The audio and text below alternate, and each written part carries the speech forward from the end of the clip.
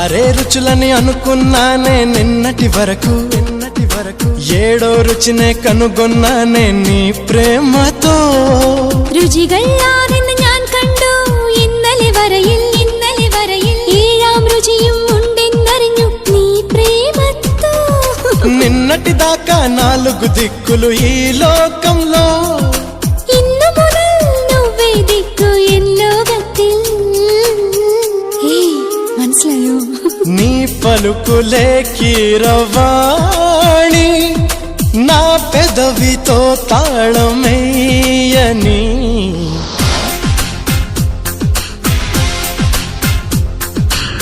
మాధవుడే బ్రహ్మను పూని సృష్టించాడేమో గాని 60 కేజీల చిలిపితనాన్ని